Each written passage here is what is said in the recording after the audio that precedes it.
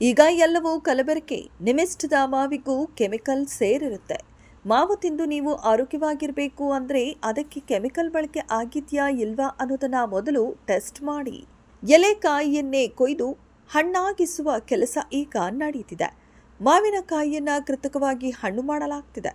ಕೃತಕವಾಗಿ ಹಣ್ಣಾಗಿಸಲು calcium carbide ಬಳಸಲಾಗುತ್ತೆ. ಇದು ಮಾವಿನ ಹಣ್ಣಿಗೆ ಹಳದಿ ಹೊಳಪು ನೀಡುತ್ತೆ. ಗ್ರಾಹಕರನ್ನ ಈ ಹಣ್ಣುಗಳು ಆಕರ್ಷಿಸುತ್ತವೆ. ಕ್ಯಾಲ್ಸಿಯಂ ಕಾರ್ಬೈಡ್ ಅಸಿಟಿಲಿನ್ ಅನಿಲವನ್ನ ಬಿಡುಗಡೆ ಮಾಡುತ್ತೆ. ಇದು ನೈಸರ್ಗಿಕ ಹಣ್ಣಾಗುವಿಕೆಯನ್ನ ಅನುಸರಿಸುತ್ತೆ.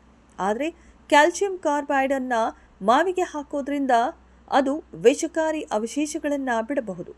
ಇಂತಹ ಹಣ್ಣನ್ನ ನಾವು ಪದೇ ಪದೇ ತಿನ್ನೋದ್ರಿಂದ ಕಿರಿಕಿರಿ, ತಲೆ ತಿರುಗುವಿಕೆ ಮತ್ತು ಇತರ ಆರೋಗ್ಯ ಸಮಸ್ಯೆಗಳು ಉಂಟಾಗಬಹುದು. ನೀವು ಮಾರ್ಕೆಟ್ನಿಂದ ತಂದ ಮಾವಿನ ಹಣ್ಣಿಗೆ ಕ್ಯಾಲ್ಸಿಯಂ ಕಾರ್ಬೈಡ್ ಬಳಸಿದ್ದಾರೆಯೇ ಎಂಬುದನ್ನು ನಿಂಬೆ ಹಣ್ಣಿನಿಂದ ಪತ್ತೆ ಮಾಡಬಹುದು.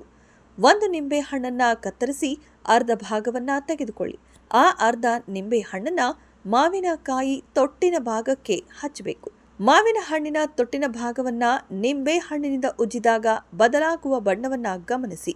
ಒಂದು ವೇಳೆ ಬಣ್ಣ ನೀಲಿ ಅಥವಾ ಪರ್ಪಲ್ ಬಣ್ಣಕ್ಕೆ ತಿರುಗಿದ್ರೆ ಅದರಲ್ಲಿ ಕೆಮಿಕಲ್ ಬಳಕೆ ಆಗಿದೆ ಎಂದರ್ಥ. ಮಾವನ್ನ ಹಣ್ಣು ಮಾಡಲು ಕ್ಯಾಲ್ಸಿಯಂ ಕಾರ್ಬೈಡ್ ಬಳಕೆ ಮಾಡಲಾಗಿದೆ ಎಂಬುದನ್ನು ನೀವು ತಿಳಿಯಬಹುದು. ಒಂದು ವೇಳೆ ಮಾವಿನ ಬಣ್ಣ ಬದಲಾಗಿಲ್ಲ ಅಂದರೆ ನೈಸರ್ಗಿಕವಾಗಿ ಮಾವು ಹಣ್ಣಾಗಿದೆ, ಯಾವುದೇ ಕೆಮಿಕಲ್ ಬಳಕೆಯಾಗಿಲ್ಲ ಎಂಬುದನ್ನು ಸೂಚಿಸುತ್ತೆ. ನೀವು ಯಾವುದೇ ಭಯವಿಲ್ಲದೆ ಈ ಮಾವಿನ ಹಣ್ಣನ್ನು ತಿನ್ನಬಹುದು.